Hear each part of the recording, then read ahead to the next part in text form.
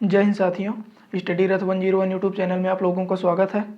आज मैं आप लोगों को बताऊंगा मैं सीजीएल का एग्ज़ाम देने गया था तो कैसा रहा मेरा एग्ज़ाम, कितना मैं अटेम्प्ट कर पाया, कहां से कैसे क्वेश्चन आ रहे हैं, टफ आ रहे हैं कि सरल आ रहे हैं। जैसा कि हम लोग हमेशा से सुनते आते हैं कि सीजीएल बहुत टफ होता है, बहुत टफ होता है, तो वही मैं आप लोगों को बताऊँगा कि मैं एग्ज़ाम देकर आया हूँ। ऐसे तो मैं आप लोगों को बता दूँ, अभी मेरा ग्रेजुएशन कम्प्लीट नहीं है, मैं कर रहा हूँ SSC GD की तैयारी, तो उसी के लिए थोड़ा सा एक्सपीरियंस के लिए फॉर्म भर दिया था और पेपर देने गया था। लेकिन आया कैसा था क्वेश्चन वो सब आप लोगों को बताऊंगा। मुझे मैथ और रीजनिंग, देखिए मैं ओवरऑल लगभग 65 के लगभग अटेम्प्ट करके आया हूँ।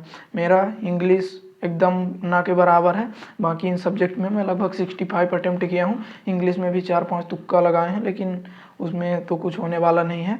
फाइनली मैं कर रहा हूँ देखिए SSC GD की तैयारी, लेकिन मुझे एक्सपीरियंस चाहिए था क्योंकि अभी SSC GD में टाइम हो गया 1 घंटा और इसमें भी है 1 घंटा। इसी के लिए मैं गया था कि कैसे अपना टाइम मैनेज होगा, तो वही मैं कुछ देख कर आया हूँ।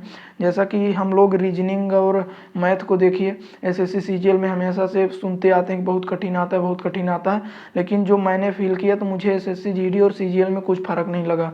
मैथ रीजनिंग मतलब बहुत सरल, टाइम मैनेजमेंट का सब कुछ खेल रहता है।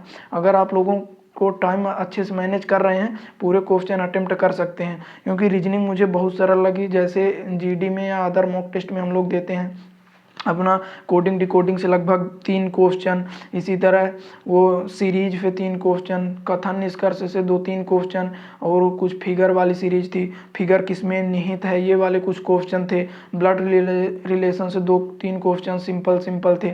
और वो जो रहता है कि मतलब एक समीकरण टाइप दे देता है, उसमें बोलता है कि किन 2 चिन्हों को आपस में प्रतिस्थापित करने पर समीकरण संतुलित हो जाएगा, इस तरह से। तो ऐसे तैसे करके टोटल अपने रीजनिंग का क्वेश्चन हो गया था, जो कि काफ़ी सरल लगा मुझे। बस टाइम का खेल रहता है, क्या है कि कभी कभी कोई मतलब रीजनिंग में भी ज़्यादा टाइम ले जाता है सोचने में, और मैथ में जाएंगे तो मैथ भी कुछ ज़्यादा ही सरल थी।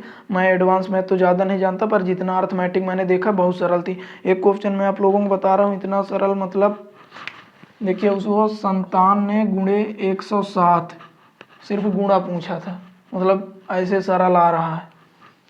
तो इसी तरह मतलब पूरा सरल आ रहा है। अगर आप लोगों का आगे एग्जाम है तो बिल्कुल भी दिमाग में टेंशन ना लीजिए, मैथ रीजनिंग अच्छे से सरल आ रहा है। जीके भी थोड़ा हो गया, जीके भी मेरी कमज़ोर है, लेकिन 8-9 क्वेश्चन अटेम्प्ट किया हूँ, लेकिन जीके में मैंने तुक्का नहीं मारा। तो जीके भी स्टैटिक जीके काफ़ी ज़्यादा आ रही है, और कुछ करंट अफेयर्स के भी क्वेश्चन आते हैं।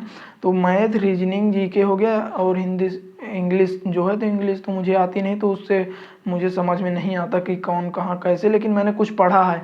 लगभग 2-3 क्वेश्चन मुझे PQRS से रिलेटेड मिले थे, और ऐसे मतलब कुछ क्वेश्चन स्पेलिंग जो चेक करना था उससे लगभग 2-3 क्वेश्चन दिखे थे। फिर मैं ज़्यादा इंग्लिश में विजिट नहीं किया, इतने में ही रह गया। तो आप लोगों को ओवरऑल अपने दिमाग पर कोई भी मतलब टेंशन नहीं लेना है, काफ़ी सरल एग्जाम आ रहा है। आप लोगों को सिर्फ अपने टाइमिंग पर ख्याल रखना है। रीजनिंग में जो फिगर वाले क्वेश्चन हैं वो ज़्यादा टाइम ले जाते हैं, क्योंकि हमें एक साथ सभी फिगर तो दिखती नहीं है, एक एक करके फिगर देखनी पड़ती है, तो वो कुछ ज़्यादा टाइम ले जाता है। तो इनको आप लोगों को स्किप करके लास्ट के लिए छोड़ते जाना है। और इसी तरह से अगर आप अच्छे से तैयारी किए हैं, मॉक टेस्ट लगाएं, तो आप लोग निश्चिंत होकर एग्ज़ाम जाइए, एग्ज़ाम अच्छा ही होगा। मैं तो एक्सपीरियंस के लिए गया था, वही आप लोगों के साथ शेयर कर रहा हूं। तो आज के लिए इतना ही, फिर से मिलेंगे नेक्स्ट वीडियो में, तब तक के लिए धन्यवाद। जय हिंद।